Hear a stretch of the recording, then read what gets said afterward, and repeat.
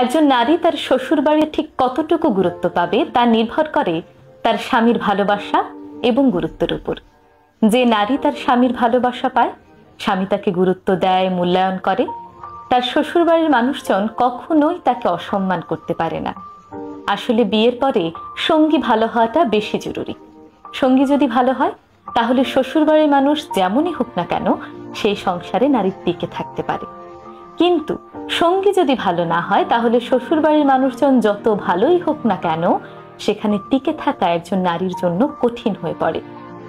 স্বামীর মানসিক সাপোর্ট এবং ভালোবাসা নারীকে দাম্পত্য জীবনের প্রতি আরো মনোযোগী করে তোলে। তাছাড়াও স্বামীর দায়িত্বশীল আচরণ, সহানুভূতি, সহমর্মিতা এই জিনিসগুলো থাকলে নারী অনায়াসে যুগের পর যুগ সেই স্বামীর সঙ্গে কাটিয়ে দিতে পারে। আসলে বিয়ের পরবর্তী সময়টা সকল পুরুষের জন্যই খানিকটা চ্যালেঞ্জিং, কারণ এই সময়ে বাবা মা এবং স্ত্রীর সম্পর্কের মধ্যে ব্যালেন্স করতে বেশ কষ্ট হয়ে যায় অনেকেরই। তার মানে এই নয় এক পক্ষকে খুশি রাখতে গিয়ে আরেক পক্ষের সঙ্গে সম্পর্কের টানাপোড়েন সৃষ্টি হবে। বাবা মায়ের কথা শুনে স্ত্রীকে কিংবা স্ত্রীর কথা শুনে বাবা মাকে কষ্ট দেওয়া কখনোই ঠিক হবে না।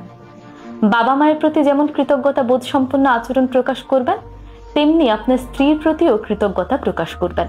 আপনার স্ত্রীকে ঠিক ততটুকু মূল্যায়ন করবেন যতটুকু মূল্যায়ন পেলে আপনার স্ত্রীর আপনার বাড়িতে নিজেকে অসহায় মনে হবে না। সবসময় বাড়ির সবাইকে আপন করে নিতে আপনার স্ত্রীকে সহায়তা করবেন, তাকে আত্মবিশ্বাস যোগাবেন। আসলে একজন নারী তার স্বামীর বাড়িতে ঠিক কতটা গুরুত্ব পাবে তা নির্ভর করে তার স্বামীর গুরুত্ব এবং ভালোবাসার উপর।